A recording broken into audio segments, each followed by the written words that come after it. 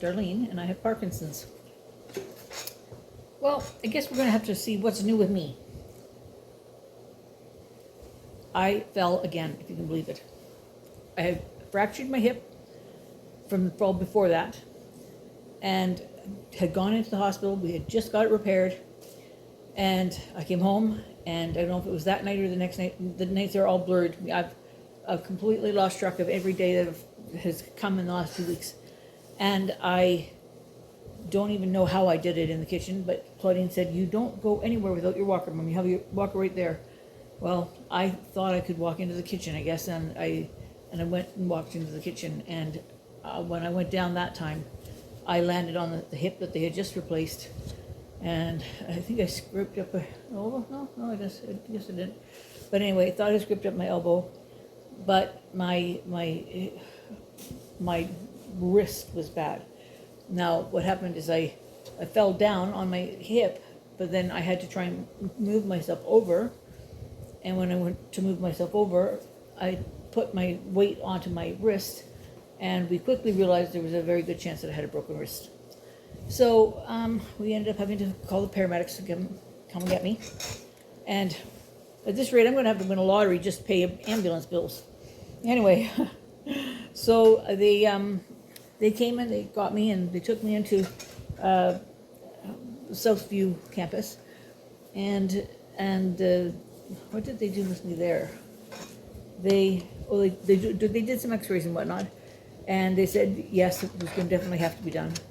And so they kept me in, and I was going to go do it. So I was in there, but you can't get up and walk around and all the rest of it. Like, I mean, your arm is hurting, your leg is hurting, you know, you're embarrassed as all get out. And so anyway, I was just in there, just biding my time. And the surgeon was able to get the spot for me, and he slipped me in. He did a really good job with the hip. He said, he put it to me in a kind of blunt way, but he said, this is how you have to be told things so that you can make an informed decision. But he said to me, he said, there's two ways of fixing this, a right way and a wrong way. And he said, the right way would be to do a full replacement. But he said, that might not be the right way for you.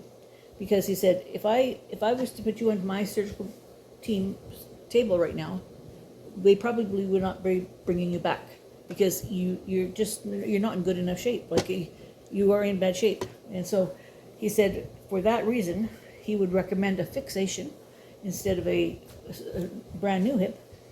The problem with that one is, he said, now I can guarantee you that you're going to make it through the surgery, but I can't guarantee you that the fix is going to work. So he said, you may find out that you have to get strength and then redo the hip. But I'm hoping that I won't have to do that. And so I thought to myself, well, I'll be very careful, right? I don't care how careful you are. When it happens so fast, you're just down. And I was on the ground, and of course, Bill, he's panicking a little bit and said, you know, go get Claudine over. And I said, Bill, this is nighttime. These people are asleep. Like, he says, well, then we're going to have to phone an ambulance. And I said, well, Claudine would be mad if we phone an ambulance and not her. So I said, we'll phone her. And so she came over right away, and she said, well, you've done it to yourself now, haven't you? So anyway, she helped me get rolled over enough that I could lay there, because the paramedics were not going to be here for probably half an hour, maybe even better. And so she said that you're just going to have to stay with them, and we'll go together. So we went to the hospital. She drove her car, and they took me in the ambulance. And Bill stayed home, manned the phones. And they did the surgery for me 2 days later, I think. I don't know, my days are blurred. So they did the surgery for me 2 days later. And while we were in there, they x-rayed, of course, the wrist. And he said, it's not broken, it's fractured. So he said, it's going to take a while to heal. It has to knit together again and stuff. It's going to take a while to heal. And so anyway, that was where that went. And now I have been threatened within an inch of my life. If I get anywhere and don't take that wheelchair with me, because she says, Mom, you can't even use your walker because you're going down so fast that you don't even have time to reach for the walker. And it's true. But when I was in the hospital, they found out that I had something called vaguely evasa or something like this. Is a term for low blood pressure when you stand up. And when I would stand up, not, you would say, come to the edge of your bed or edge of your seat and wait till your equilibrium and say, okay, and then stand up. I do that all the time. I do that as a general practice. Well, what has happened after this fall, something's gotten locked loose up there, and I can't, like when I get to the edge of the bed, I automatically try to stand up. And so when the therapy people came up to the hospital to take me to do some walking therapy, I stood up by the side of the bed and I walked to the door where the walker was. And I walked to the door and I took about 3 steps and I started to slump. And he put the chair right behind me and then he says to me, he says, oh, you're awake now, are you? He says, I just fainted just right there. And so it's just one of those things that, you never know what's going to happen to you, so you don't want to be caught without having something to grab hold of. So I do that. So that's what's going on there. I don't know how many other things I can have happen with me. Like I, honestly, in amongst it all, here's Claudine doing everything she can to get everything all ready for the move. She's making all the phone calls she has to make, and she's doing all that stuff. And it's Bill and I just get one doctor's appointment after another. The kids run ragged. And then she came over today, and she said, I won't be staying long, but she says, while we're sitting having a visit, I'll pack up a couple of your boxes. So she packed up a couple of my boxes and whatnot. And so we are getting there. It take a little bit of time, but we are getting there. We're moving officially on the 28th, I think, which is a week from Sunday. And so we are thrilled to be going, really thrilled. We are thinking that it's going to be such a good move for our family. It really is.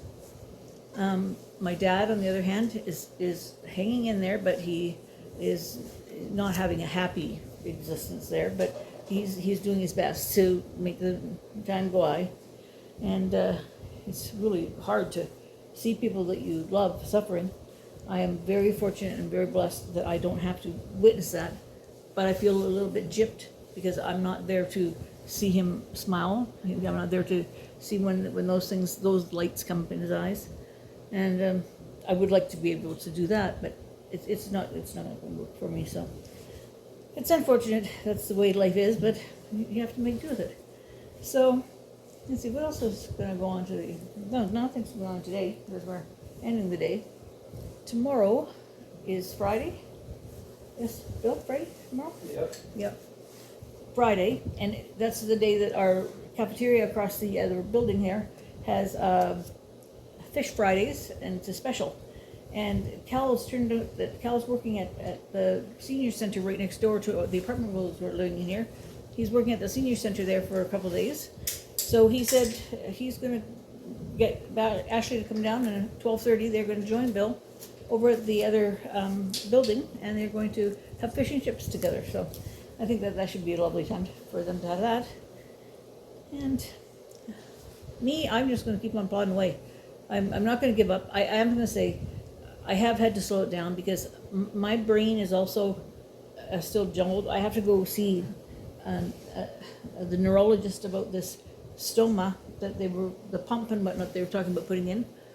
I have two minds now that I've had all these surgeries. I just don't know what to do. But so I need to go in and talk to her about that and see if that ball is going to roll or not. And my neurologist changed up the medications where she gave me a pill that's going to help lower raise my blood pressure.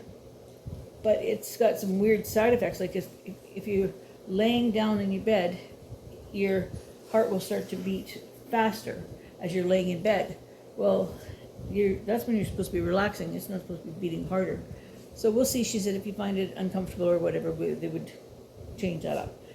So we're going to go and see the one neurologist, and then we're going to go and see her because she doesn't know that I took all these other falls. That's the whole thing. She is not aware of all the falls that I have had. But you have to be so careful because they come in, when you're in the hospital, they come in, and maybe it's me being paranoid. I think they always try to trick me, but they're not tricking me. But they come in and they sort of word it like how concerned they are but maybe you shouldn't be on your own. Maybe you shouldn't be living on your own. And it doesn't matter how many times you tell them, I'm not going to be on my own. My husband lives with me. My daughter is over there every day. My son comes and visits all the time. And we're at the end of this month, we're going to be moving in together. They just don't seem to really catch on. And if they wanted to say, well, we don't think she's ready to go home, she'll have to stay here. Then all our freedom is taken away, and that's not right. So I am choosing to go forward with things, and I know that when I'm settled in a bungalow, I know that I am going to be just fine. I am looking forward to it beyond belief, and then I can just have my family gather around and we can play games and have fun, and that's what I want. That's really what I want. Okay, I'm not going to keep blathering on. So, one other thing. See, I am going to blather on. Yeah. I also should say some of the other things that are changing for me. You may notice that my voice is not as loud as it usually is, and that's because something happens when you have Parkinson's, and suddenly your voice kind of loses its loudness, and my words are not clear. My words kind of get stuck in my mouth, and Claudine says lots of times she has to say to me, I didn't hear you, Mom. I didn't hear you. Bill never hears me. I think he knows my tone to tune it out, but he doesn't hear me at all. So we sort of have to think creatively when different things come up. So if the stoma works for me, then maybe I don't have to swallow all these pills. Oh, she upped my levodopa dose. I was at 18 a day. I'm now at 24 a day. Well, I haven't made it to 24 a day. I made it to 21. I can't get those last 3 in me. They don't want to stay. They come up again. But we're working at it, and we'll just see what happens as it comes along. All right. I hope you all have a great day. See you tomorrow.